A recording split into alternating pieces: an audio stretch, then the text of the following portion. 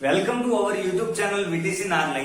आज अपन बात करने वाले हैं कोऑर्डिनेशन कंपाउंड के आईयूपीएसी नोमेनक्लेचर के बारे में। इस टॉपिक को अपन काफी इजी मेथड और ट्रिकी मेथड से पढ़ेंगे ताकि ये पूरा टॉपिक अपने पूरा क्लियर हो जाए और इसको वापस दोबारा पढ़ने का काम नहीं पड़े। तो चलिए इस टॉपिक की शुरुआत करते हैं। सबसे पहले यहाँ पर एक वर्ड आया है कोऑर्डिनेशन कंपाउंड। तो सबसे पहले अपन कोऑर्डिनेशन कंपाउंड को समझते हैं कि कोऑर्डिनेशन कंपाउंड होता क्या है। कोऑर्डिनेशन कंपाउंड को हिंदी में उपसह संयोजक यौगिक कहा जाता है। कोऑर्डिनेशन कंपाउंड हमेशा दो चीजों से मिलकर बना होता है। सबसे पहला होता है मेटल, यानी कि कोऑर्डिनेशन कंपाउंड में दो होंगे। सबसे पहला तो है मेटल और सेकेंड जो होता है वो होता है लिगेंड। अब ये दोनों क्या है, इन दोनों के बारे में डिस्कशन करते हैं। सबसे पहले कोऑर्डिनेशन कंपाउंड लिगेंड और मेटल से मिलकर बना होता है। मेटल को हिंदी में कहते हैं धातु। जो भी आपका कोऑर्डिनेशन कंपाउंड दो चीजों से मिलकर बना होगा, मेटल और लिगेंड। लिगेंड के पास हमेशा लोन पेयर होता है। लिगेंड के पास हमेशा लोन पेयर होता है और लिगेंड हमेशा इस लोन पेयर को डोनेट करता है। सबसे पहले लिगेंड के पास लोन पेयर होता है और लिगेंड हमेशा लोन पेयर को डोनेट करता है। और जो मेटल होता है, मेटल हमेशा लोन पेयर को एक्सेप्ट करता है। क्या करता है? एक्सेप्ट करता है। यानी कि कोऑर्डिनेशन कंपाउंड में एक मेटल होगा, एक लिगेंड होगा। ये बात क्लियर है। लिगेंड के पास लोन पेयर होता है और वो लोन पेयर को डोनेट करता है। सेकेंड चीज, जो मेटल होगा, मेटल लोन पेयर को क्या करता है? एक्सेप्ट। जो आपका लिगेंड है ये लोन पेयर को डोनेट करता है। इसी रीजन से लिगेंड जो होता है वो लुईस बेस का नेचर शो करता है या लुईस बेस की प्रॉपर्टी शो करते हैं। किसकी प्रॉपर्टी? लुईस बेस की। अब लुईस बेस क्यों कहते हैं, इस बात को समझिए। लुईस बेस किसे कहता है कि जो भी एटम इलेक्ट्रॉन को डोनेट करता है, जो भी एटम इलेक्ट्रॉन को डोनेट करता है उसे लुईस बेस कहता है। और लोन पेयर में इलेक्ट्रॉन ही होता है, तो लिगेंड इलेक्ट्रॉन डोनेट कर रहा है यानी लोन पेयर डोनेट कर रहा है, इसलिए ये किसकी प्रॉपर्टी शो करता है? लुईस बेस की। सेकेंड चीज, जो मेटल है ये लोन पेयर को एक्सेप्ट कर रहा है, तो ये किसकी प्रॉपर्टी शो करेगा? लुईस एसिड की। यानी दो चीज अपन ने देखी। कोऑर्डिनेशन कंपाउंड मेटल और लिगेंड से मिलकर बना होगा। फिलहाल आप माइंड में ये फिक्स कीजिए कि लिगेंड लोन पेयर को डोनेट करता है और जो मेटल होता है वो लोन पेयर को एक्सेप्ट करता है। सेकेंड मेन पॉइंट जो आपके माइंड में अभी फिक्स करना है और जो काफी इंपोर्टेंट है उसको फिक्स कर लीजिए कि जो लिगेंड है,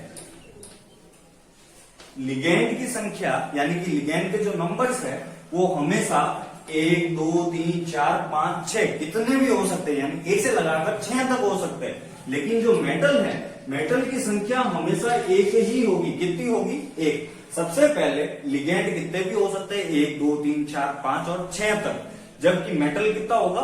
सिर्फ 1। अब कुछ एग्जाम्पल लिखते हैं, एग्जाम्पल के थ्रू इसके नोमेनक्लेचर को समझते हैं। ट्रिक बताऊंगा, ट्रिक से सारे आपके जितने भी नोमेनक्लेचर है एक झटके में सारे क्लियर हो जाएंगे और बिल्कुल सही होंगे। तो सबसे पहले मैं कुछ एग्जांपल लिख रहा हूं ताकि अपन आइडेंटिफाई कर सके कि कोऑर्डिनेशन कंपाउंड है क्या। सबसे पहले जैसे मैंने एक एग्जांपल लिखा K4 FeCN6। मैंने एक एग्जांपल लिखा K4 FeCN6। अब मेरी बात सुनिए।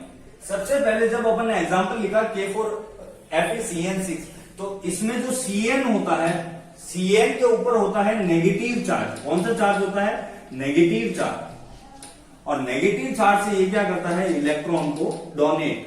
क्या कर देता है? इलेक्ट्रॉन को डोनेट। और जो इलेक्ट्रॉन को डोनेट करता है उसे अपन क्या कहते हैं? लिगेंड। क्या कहते हैं? लिगेंड। सेकेंड चीज, ये जो Fe है, Fe आपका क्या हो जाएगा? मेटल। क्या हो जाएगा? मेटल। सबसे पहले एक बड़ा सा ब्रैकेट की बात कर रहे हैं, बाहर वाला 2 मिनट के लिए आप लेट गो करिए, फॉरगेट कर दीजिए। सबसे पहले Cn जो है, Cn के पास नेगेटिव चार्ज होता है और जिसके पास भी नेगेटिव चार्ज होता है वो इलेक्ट्रॉन को डोनेट करता है। इलेक्ट्रॉन को डोनेट जो करता है उसे अपन क्या कहेंगे? लिगेंड। सबसे पहले ही पढ़ा। और जो आपका Fe है, Fe आपका क्या हो जाएगा? मेटल। और मेटल क्या करता है? इलेक्ट्रॉन को एक्सेप्ट करता है। क्या करता है? इलेक्ट्रॉन को एक्सेप्ट। सबसे पहली बात, मेटल और लिगेंड मिलकर क्या बना देंगे? आपका कोऑर्डिनेशन कंपाउंड। क्लियर? सबसे पहले मेटल और लिगेंड मिलकर क्या बना देंगे? Coordination compound. तो हमेशा माइंड में फिक्स एक बात रखिए कि ये जो बड़ा सा ब्रैकेट है, ये जो बड़ा सा ब्रैकेट है ब्रैकेट के अंदर जितना भी लिखा है ये सारा क्या है आपका कोऑर्डिनेशन कंपाउंड। क्लियर हो गया? क्या क्लियर है? सबसे पहली बात अपन क्या कर रहे हैं कि जो बड़ा सा ब्रैकेट आता है कभी भी आइडेंटिफाई कैसे करना है कि जो भी बड़ा ब्रैकेट आ रहा है अपने सामने, बड़े ब्रैकेट को अपन पूरा क्या कहेंगे कोऑर्डिनेशन कंपाउंड, या फिर इसे हिंदी में समन्वय मंडल कहा जाता है। क्या कहा जाता है? समन्वय मंडल। क्लियर हो गया? इसके बाहर देखिए, जब भी कोऑर्डिनेशन कंपाउंड के लेफ्ट हैंड साइड या राइट हैंड साइड कुछ भी लिखा हो, भले लेफ्ट हैंड साइड हो भले राइट हैंड साइड हो, कुछ भी अगर लिखा है बड़े से ब्रैकेट यानी कि समन्वय मंडल या कोऑर्डिनेशन कंपाउंड के बाहर, चाहे लेफ्ट साइड हो चाहे राइट साइड हो, तो वो उसे अपन हमेशा आयनिक मंडल कहते हैं। क्या कहते हैं? आयनिक मंडल, जिसे इंग्लिश में आयनिक स्फेयर भी कहा जाता है। आयनिक स्फेयर और बीच वाले को कॉम्प्लेक्स स्फेयर भी कई जगह नाम दिया हुआ है। तो सबसे पहले लेफ्ट हैंड साइड या राइट हैंड साइड अगर कोई दे रखा है ब्रैकेट के बाहर, तो वो तो क्या हो जाएगा आपका आयनिक मंडल या आयनिक स्फेयर, और ब्रैकेट के अंदर क्या हो जाएगा आपका कोऑर्डिनेशन कंपाउंड। फटाफट यहां तक नोट कीजिए, फिर चलते हैं आगे।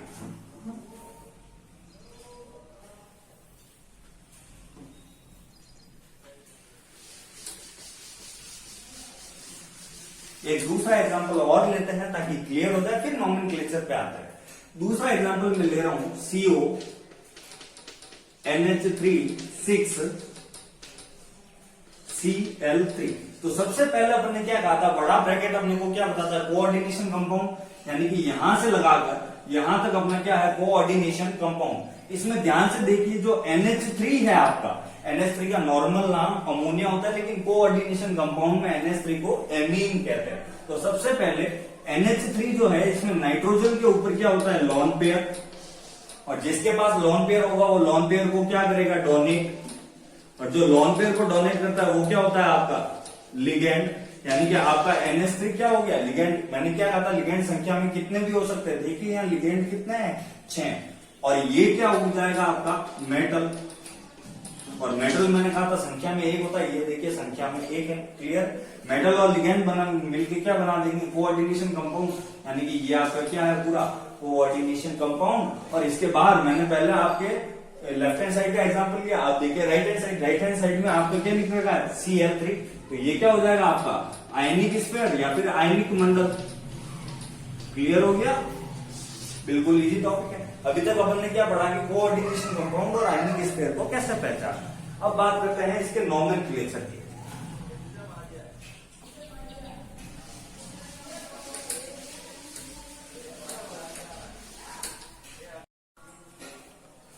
तो अब मेरी बात सुनिए, बाहर Cl3 पे टोटली कितना चार्ज है -3, और इस पूरे के ऊपर आपको कोई चार्ज दिख रहा है क्या? कोई चार्ज नहीं है। तो अब मेरी बात ध्यान से सुनना, जब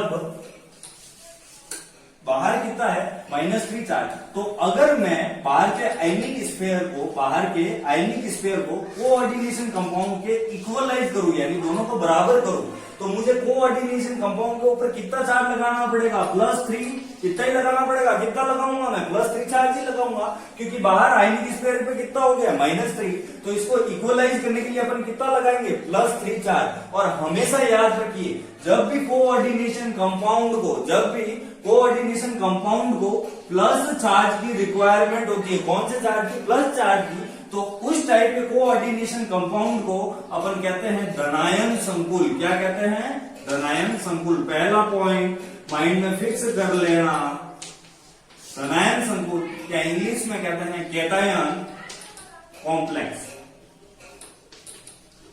मैं फर्स्ट टाइप कैसे लेके आया, अपन ने एक एग्जांपल लिया, बाहर आयनिक स्फीयर पर नेगेटिव चार्ज है, नेगेटिव चार्ज के इक्वल करने के लिए अपन किसकी चार्ज की जरूरत पड़ेगी? पॉजिटिव चार्ज की। जब भी कोऑर्डिनेशन कंपाउंड पर पॉजिटिव चार्ज जनरेट हो जाता है, तो इस टाइप के कोऑर्डिनेशन कंपाउंड को अपन धनायन संकुल या कैटायन कॉम्प्लेक्स कहते हैं। क्या बात क्लियर है? सबसे मेन पॉइंट यहीं से नॉमेनक्लेचर स्टार्ट होता है कि जब भी कोऑर्डिनेशन कंपाउंड को के ऊपर पॉजिटिव चार्ज जनरेट होता है, तो इस टाइप को अपन धनायन संकुल कहते हैं। कौन सा संकुल कहते हैं? धनायन संकुल। और शॉर्ट में कैसे याद रखेंगे कि अगर कोई भी कोऑर्डिनेशन कंपाउंड है, उसके राइट हैंड साइड में अगर कुछ लिख रखा है जब कोई भी कोऑर्डिनेशन कंपाउंड है उसके राइट हैंड साइड में अगर कोई आयनिक स्फीयर है तो वो हमेशा धनायन संकुल होगा। कौन सा होगा? धनायन संकुल। अब आते हैं यहां पर,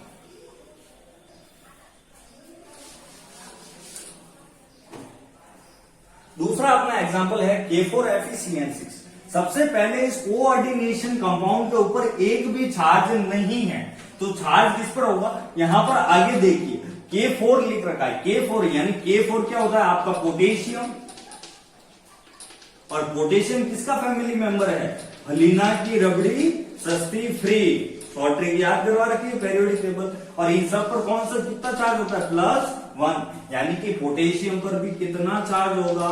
+1। कितना हो जाएगा? +1। पोटेशियम, एक पोटेशियम पर +1 चार्ज है, तो यहां पर 4 पोटेशियम है, तो इस पोटेशियम पर टोटली चार्ज कितना जनरेट हो जाएगा?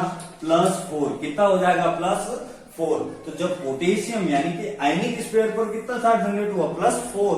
तो कोऑर्डिनेशन कंपाउंड को इक्वलाइज करना है, तो कोऑर्डिनेशन कंपाउंड के ऊपर कितना चार्ज लगाएंगे? -4। कितना लगाएंगे? -4। और ध्यान रखिए जब भी कोऑर्डिनेशन कंपाउंड, ये वाला कोऑर्डिनेशन कंपाउंड है, पहले ही कहा था, कोऑर्डिनेशन कंपाउंड के ऊपर जब भी नेगेटिव चार्ज जनरेट हो जाता है, कौन सा चार्ज? नेगेटिव चार्ज जनरेट हो जाता है, तो इस टाइप के कॉम्प्लेक्स को या इस टाइप के कंपाउंड को अपन हमेशा कहते हैं ऋणायन संकुल। कौन सा संकुल कहते हैं? ऋणायन संकुल। जिसे इंग्लिश में अपन कहेंगे एनायन कॉम्प्लेक्स। बिल्कुल इजी वे में समझना है। सबसे पहला अपन ने कैटायन को पूरा डिफरेंशिएट किया, फिर एनायन को समझा। एनायन किसे कहते हैं? कि कोई भी कोऑर्डिनेशन कंपाउंड है उसके ऊपर अगर नेगेटिव चार्ज जनरेट हो जाता है तो उसे अपन ऋणायन संकुल या एनायन कॉम्प्लेक्स कहते हैं। क्लियर हो गया यहां तक? अब चले आगे। शॉर्ट में अगर याद रखना चाहे तो आप याद रख सकते हैं धनायन संकुल किसे कहेंगे? कोऑर्डिनेशन कंपाउंड के अगर राइट हैंड साइड में कुछ भी आयनिक स्फीयर है, राइट हैंड साइड में कुछ भी आयनिक स्फीयर है, तो उसे अपन कैटायन कॉम्प्लेक्स या धनायन संकुल कहेंगे। जबकि अगर कोई भी कोऑर्डिनेशन कंपाउंड के लेफ्ट हैंड साइड में अगर कोई भी आयनिक स्फीयर है तो उसे ऋणायन संकुल या एनायन स्फीयर कहेंगे। लेकिन इसको पूरा डिस्क्राइब इस टाइप से करते हैं। क्लियर? अब चले आगे इसके नॉमेनक्लेचर की बात करते हैं। सबसे पहले नॉमेनक्लेचर में मैं आपको धनायन संकुल या कैटायन कॉम्प्लेक्स का बताऊंगा नॉमेनक्लेचर, उसके बाद अपन चलेंगे ऋणायन संकुल या फिर एनायन कॉम्प्लेक्स पर।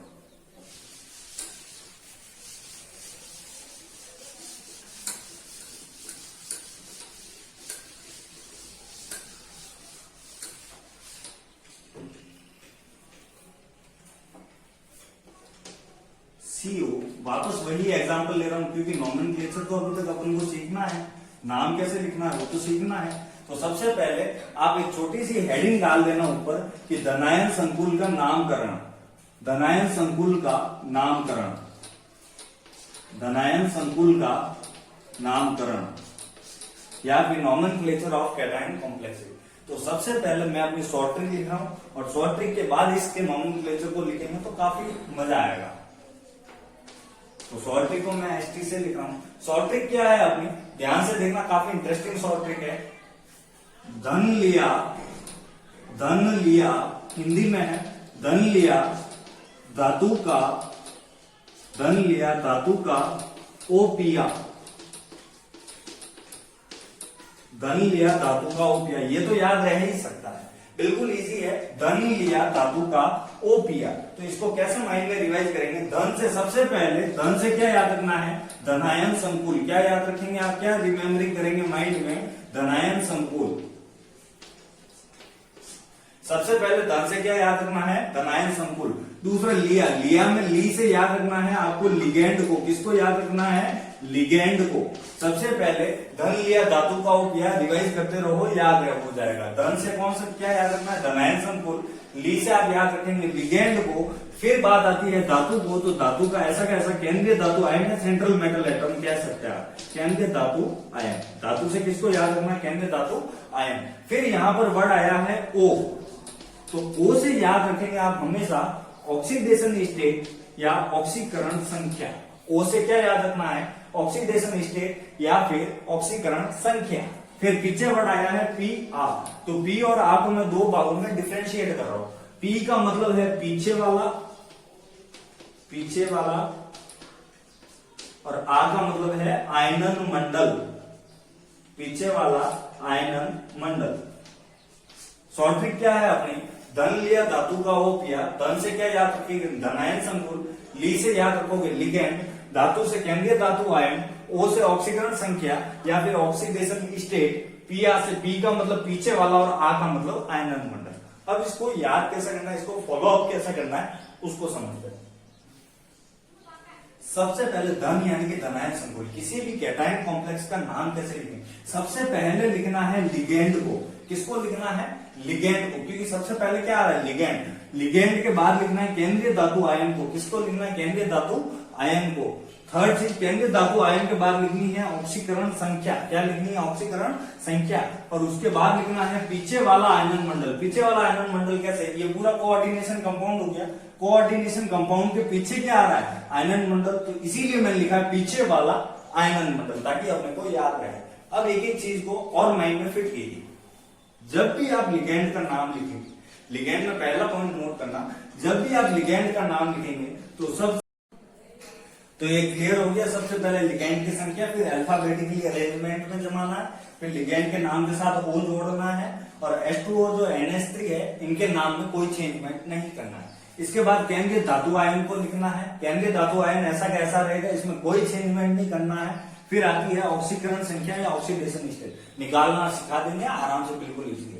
ऑक्सीडेशन स्टेट या ऑक्सीकरण संख्या, इसको हमेशा रोमन लैंग्वेज में लिखना है। कौन सी लैंग्वेज में लिखना है, रोमन लैंग्वेज या रोमन भाषा में। एग्जाम्पल के लिए 3 को लिखना है तो ऐसे 3 को लिखेंगे रोमन लैंग्वेज में, 5 लिखना है तो 5 ऐसे लिखेंगे, 2 लिखना है तो 2 ऐसे लिखेंगे। क्लियर हो गया। और पीछे वाला आयनन मंडल, अब ध्यान दीजिए, पीछे वाला आयनन मंडल, सबसे पहले पीछे वाला जब भी आयनन मंडल लिखेंगे तो इनकी संख्या को नहीं लिखना है, इनकी संख्या को नहीं लिखना है। एग्जाम्पल के लिए यहाँ Cl3 है तो आप ऐसे नहीं लिखेंगे ट्राई क्लोराइडो, ऐसे नहीं लिखना है। यानी कि ट्राई, इसकी संख्या को लिखने का काम नहीं है, इसकी संख्या को नोट नहीं करना है। भले Cl1 हो, 2 हो, 3 हो, 4 हो, 5 हो, कितने भी हो, बाहर के आयनन मंडल या आयनिक स्पेयर की संख्या को नहीं लिखना है। क्लियर हो गया, इसकी संख्या को नहीं लिखना है। सेकेंड चीज, अपन क्या करना है अब कि इसके नाम में भी कोई चेंज नहीं करना है। जैसे अपन यहाँ लिगेंड के साथ O जोड़ रहे थे कोऑर्डिनेशन कंपाउंड में, अब आयनिक स्पेयर में ऐसे नहीं कि आप क्लोराइड का क्लोराइड 2 कर दो, बाहर कोई चेंजमेंट नहीं करना है। चेंजमेंट कहाँ होगा, सिर्फ और सिर्फ आपके कोऑर्डिनेशन कंपाउंड में। क्लियर हो गया। सबसे पहले आपको वापस एक बार रिवाइज कर लो पूरा धनायन संकुल का नाम कैसे लिखना है। सबसे पहले मेटल को लिखेंगे, मेटल की संख्या को सबसे पहले लिखते हैं, अल्फाबेटिकली अरेंजमेंट में लिखना है, लिगेंड के नाम के साथ O जोड़ना है, अगर एमिन और एक्वा है तो कोई चेंज नहीं करना है। उसके बाद मेटल को लिखते हैं, मेटल में कोई चेंजमेंट नहीं करना। फिर ऑक्सीडेशन स्टेट लिखनी है, वो लिखनी है रोमन लैंग्वेज में। रोमन लैंग्वेज में लिखने के बाद पीछे वाला आयनन मंडल लिखना है, जिसकी संख्या नहीं लिखेंगे, जिसकी संख्या नहीं लिखेंगे, और इसके नाम में भी कोई चेंज नहीं करेंगे। जैसे क्लोराइड है तो क्लोराइड ही लिखना है, अगर Br है तो सिर्फ ब्रोमाइड ही लिखना है। क्लियर है। अब बात करते हैं आगे, इसका नाम लिखते हैं। नाम कैसे होगा, शॉर्ट ट्रिक काफी इजी है, धन लिया धातु का O किया, रिवाइज करते रहिए, पूरी माइंड में फिट हो जाएगी। सबसे पहले जैसे अगर इसका नाम लिखना है तो सबसे पहले धनायन संकुल मैंने पहचान लिया, क्योंकि इसके राइट हैंड साइड में कुछ लिख रखा है, यहाँ पे Cl पर नेगेटिव चार्ज होगा तो इस पर पॉजिटिव चार्ज जनरेट हो जाएगा, यानी धनायन संकुल है। धनायन संकुल में सबसे पहले लिगेंड का नाम लिखना है। लिगेंड कौन सा है, आपका NH3, और इसमें भी सबसे पहले संख्या कितनी है, 6 को अपन क्या कहते हैं, हेक्सा, तो अपन क्या लिखेंगे, हेक्सा। क्या लिख दिया, हेक्सा। उसके बाद NH3 का नाम होता है एमीन, तो अपन क्या लिखेंगे, हेक्सा एमीन। क्या लिखेंगे, हेक्सा एमीन। मैंने पहले ही कहा था नोट की लिगेंड पे NH3 और H2O जो है उनके नाम में कोई चेंजमेंट नहीं करना है, तो इसका नाम क्या हो गया, हेक्सा एमीन। Hexa amine. उसके बाद लिखना है अपन को मेटल का, मेटल कौन सा है आपका, कोबाल्ट, तो क्या लिखेंगे, हेक्सा एमीन कोबाल्ट, कोबाल्ट लिख दिया। उसके बाद लिखनी है ऑक्सीडेशन स्टेट, तो ऑक्सीडेशन स्टेट अपन सॉल्व कर देंगे, 2 मिनट ब्रैकेट बना देते हैं। और उसके बाद आयनिक स्पेयर, संख्या नहीं लिखनी है और नाम में कोई चेंजमेंट नहीं करना है, यानी कि सिर्फ और सिर्फ क्या हो जाएगा आपका, क्लोराइड। तो ये अपन ने लिख लिया क्लोराइड। अब बात करते हैं ऑक्सीडेशन स्टेट, तो CO की डिराइव करनी है तो CO को क्या मान लेंगे, X। NH3 न्यूट्रल है तो 0 होगा, 0 मल्टीप्लाई कितने हैं, 6, ये 0 मल्टीप्लाई 6 प्लस Cl की कितनी होती है -1, कितने Cl है 3, तो -1 इंटू 3 इज इक्वल टू 0। सबसे पहले x ऐसा का ऐसा प्लस 0 मल्टीप्लाई 6 कितना हो गया 0 प्लस -1 को 3 से मल्टीप्लाई किया तो कितना हो गया -3 इक्वलाइज टू 0।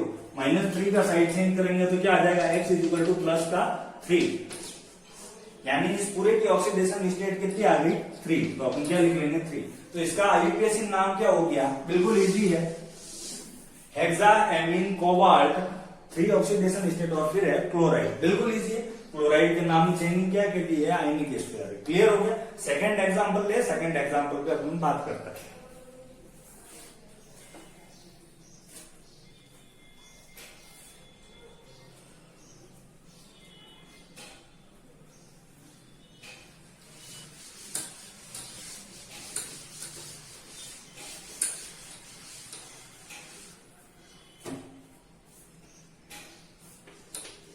सेकेंड एग्जाम्पल आपका है CO3 NH3 5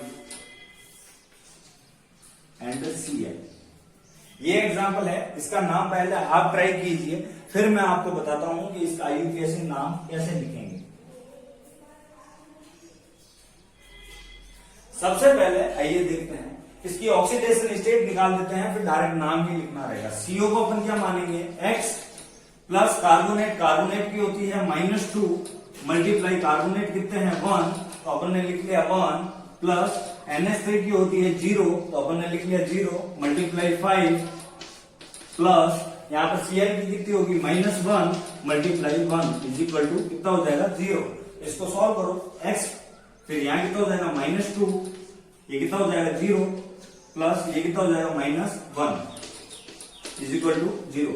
-2 और -1 कितने हो गए -3 इज इक्वल टू 0, तो -3 की साइड चेंज करके कितना आ जाएगा प्लस का 3, यानी इसकी ऑक्सीडेशन स्टेट कितनी है +3। आइए अब इसका नाम लिखते हैं। ऑक्सीडेशन स्टेट तो हमने निकाल दी, नाम कैसे लिखेंगे। नाम लिखने से सबसे पहले धन लिया धातु का O पिया, यानी धनायन संकुल में लिगेंड। सबसे पहले लिगेंड कौन कौन से, एक तो है CO3 का नाम होता है कार्बोनेट, क्या होता है कार्बोनेट, और दूसरा है आपका एमीन। अब आप इन दोनों में अल्फाबेटिकली अरेंजमेंट देख लीजिए। सबसे पहले कौन सा आएगा एमीन, एमीन की संख्या कितनी है 5 को अपन क्या कहते हैं पेंटा, तो क्या लिखेंगे पेंटा एमीन। जब एमीन का नाम कंप्लीट हो गया, आप किसको लिखेंगे कार्बोनेट को। अब लिगेंड के नाम के साथ क्या जोड़ना है O, क्योंकि NH3 तो जोड़ेंगे नहीं, ये तो न्यूट्रल है NH3 और H2O2, तो CO3 कार्बोनेट के पीछे क्या जोड़ेंगे O, तो इसका नाम क्या हो जाएगा कार्बोनेटो। इसका नाम क्या हो गया कार्बोनेटो। फिर आपका मेटल यानी धन लिया धातु का O पिया, धन लिया धातु। अब धातु को लिखना, धातु कौन सा CO, और CO को अपन क्या कहेंगे कोबाल्ट, ये मैंने लिख लिया कोबाल्ट।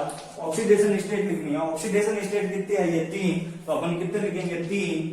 फिर इसके बाद में आपका आयनिक स्पेयर सबसे बाहर क्या है Cl, तो Cl को क्या लिखेंगे अपन क्लोराइड, क्या लिख देंगे क्लोराइड, क्योंकि इसके नाम में भी चेंज नहीं करना, इसकी संख्या को भी लिखना। आई थिंक ये क्लियर हो गया होगा। अब अपन चलते हैं ऋणायन संकुल पर। धनायन संकुल का अगर नाम लिखते हैं तो ऐसे ही लिखना है सिंपली। सबसे पहले धनायन संकुल में लिगेंड को लिखना, फिर उसकी केंद्रीय धातु आयन को, और केंद्रीय धातु आयन के बाद ऑक्सीकरण संख्या, और उसके बाद आयनिक स्पेयर या आयनिक मंडल को लिखना है।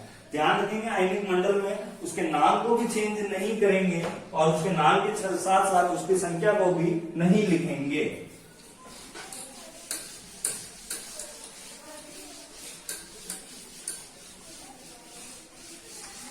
पहला,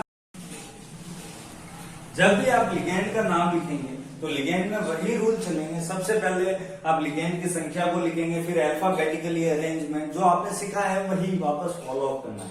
सबसे पहले लिगेंड की संख्या, फिर अल्फाबेटिकली अरेंजमेंट, फिर थर्ड स्टेप पे क्या था आपका कि लिगेंड के नाम के साथ क्या जोड़ना है O जोड़ना है, और चौथा सबसे मेन एक्सेप्शन कि जो अगर NH3 आ गया और H2 आ गया तो उसके नाम में कोई भी चेंज नहीं करना है। तो वही रूल है, मैं वापस नहीं लिख रहा हूँ, टिक लगा रहा हूँ, आप समझ जाना। फिर धातु के साथ एट जोड़ना है। सिर्फ और सिर्फ ऋणायन संकुल में, ऋणायन संकुल को पहचानेंगे कैसे, कोऑर्डिनेशन कंपाउंड के अगर लेफ्ट हैंड साइड में अगर कोई आयनिक स्फीयर दे रखा है तो वो कौन सा हो जाएगा, ऋणायन संकुल। और अगर निकालना चाहे तो के पर कौन सा चार्ज होगा, 4+, इस कारण यहाँ पर कौन सा चार्ज जनरेट हो जाएगा, नेगेटिव चार्ज। और जब भी नेगेटिव चार्ज कोऑर्डिनेशन कंपाउंड पर जनरेट होता है तो उसे अपन क्या कहते हैं, ऋणायन संकुल। तो बात क्लियर होगी। अब बात करते हैं आगे, धातु के साथ हमेशा क्या जोड़ना है, एट जोड़ना है। क्या जोड़ना है, एट, और फिर उसकी ऑक्सीडेशन स्टेट को लिखना है। क्लियर है। तो अब इसका नाम अपन लिखते हैं। नाम कैसे लिखेंगे, आप शॉर्टकट को नोट करते रहना और लिखते रहना। अब चलते हैं आगे। सबसे पहले इसमें सबसे आगे आया था आलिया, आ यानी कि आयनन मंडल। यहां देखो आयनन मंडल सबसे आगे। आयनन मंडल में के को अपन क्या कहते हैं, पोटेशियम। आयनन मंडल का भी वही रूल है, इसकी संख्या को नहीं लिखना है और इसके नाम में भी चेंज नहीं करना है। तो अपन ने इसकी संख्या को भी नहीं लिखा और इसके नाम में भी चेंज नहीं किया, पोटेशियम एज इट इज ऐसा कैसा लिख लिया। सिर्फ ऋणायन और धनायन संकुल में फर्क इतना है, ऋणायन संकुल में धातु के नाम के साथ एट जोड़ देते हैं और आयनन मंडल जो होता है आगे आ जाता है, बाकी कोई डिफरेंस नहीं। अब आगे बात करते हैं K4, अपन ने इसकी संख्या भी नहीं लिखी, नाम में भी चेंज नहीं किया, पोटेशियम ऐसा का ऐसा। फिर लिखना है लिगेंड, आलिया, ली से क्या आ रहा है, लिगेंड। लिगेंड में सबसे पहले संख्या को लिखते हैं, संख्या कितनी है, 6 को अपन क्या कहते हैं, हेक्सा। और CN का नाम होता है साइनाइड, पीछे ओल लगाना है तो अपन क्या नाम लिखेंगे इसका, साइनो। इसका शॉर्ट फॉर्म क्या हो जाएगा, साइनो।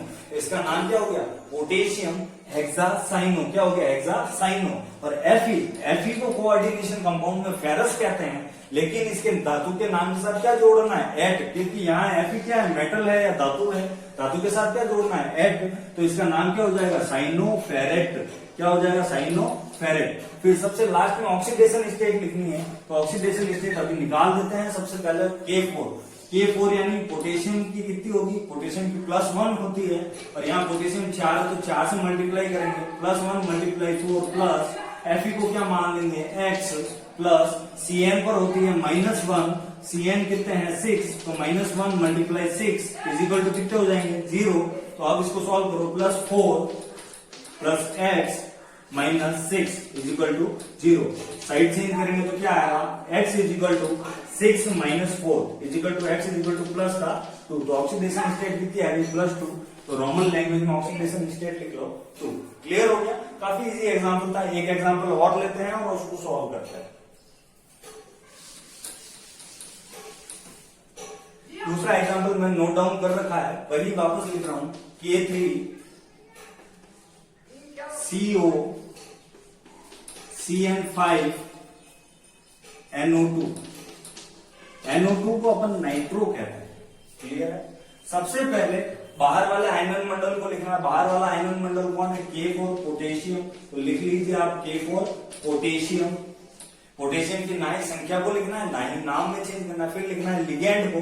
लिगेंड यहाँ पर 2 आ गए, तो अल्फाबेटिकली अरेंजमेंट देखिए। सबसे पहले NO2 को अपन कहते हैं नाइट्रो। नाइट्रो का स्पेल स्टार्ट होता है N से, और दूसरा है साइनो। साइनो का स्पेल स्टार्ट होता है C से। तो पहले किसको लिखेंगे, साइनो को, सिंपल सी बात है। और साइनो की संख्या कितनी है, 5। तो 5 को अपन क्या लिखेंगे, पेंटा, पोटेशियम, पेंटा, साइनो। फिर नाइट्रो, नाइट्रो 1 है तो 1 के लिए होमो वगैरह कुछ नहीं लगाना है, नॉर्मली नाइट्रो लिखना है। पेंटा साइनो नाइट्रो। अब इसके आगे इसका मेटल कौन सा हो गया, कोबाल्ट। तो आप क्या लिखेंगे, नाम के साथ क्या जोड़ना है, 8। तो कोबाल्ट के साथ 8 जुड़ गया, क्या हो गया, कोबाल्टेट। तो इसका नाम क्या हो जाएगा, कोबाल्टेट। और इसकी ऑक्सीडेशन स्टेट निकालनी, ऑक्सीडेशन स्टेट निकाल देते हैं। सबसे पहले पोटेशियम की +1, कितना पोटेशियम है, 3, तो मल्टीप्लाई 3, प्लस CO को क्या मानेंगे, x, प्लस Cn की होती है -1, मल्टीप्लाई किससे करना, 5 से, मल्टीप्लाई 5, प्लस NO2 की होती है -1 मल्टीप्लाई 1 इज इक्वल टू कितना हो जाएगा, 0। तो +1 मल्टीप्लाई 3 कितना हो गया, +3 plus x plus -5 plus -1 is equal to 0। दोनों को ऐड कर देंगे, कितना हो जाएगा, -6 प्लस x प्लस 3। सॉल्व करेंगे तो आएगा प्लस का 3। तो इसकी ऑक्सीडेशन स्टेट कितनी आ जाएगी, 3। तो इसका आईयूपीएसी नाम क्या हो गया, पोटेशियम पेंटा साइनो नाइट्रो कोबाल्टेट। और ऑक्सीडेशन स्टेट कितनी हो गई, 3। इस टाइप से इसका आप पूरा आईयूपीएसी नॉमेनक्लेचर कर सकते हैं। और इसकी शॉर्ट ट्रिक यही थी, सबसे पहले धनायन संकुल की धन लिया, धातु का ओ पिया, और ऋणायन संकुल की ऋण में आ लिया, धातु के डुप्लीकेट औजार चुराए। Thank you so much, keep watching, और चैनल को लाइक कमेंट शेयर सब्सक्राइब। जय हिंद, जय भारत।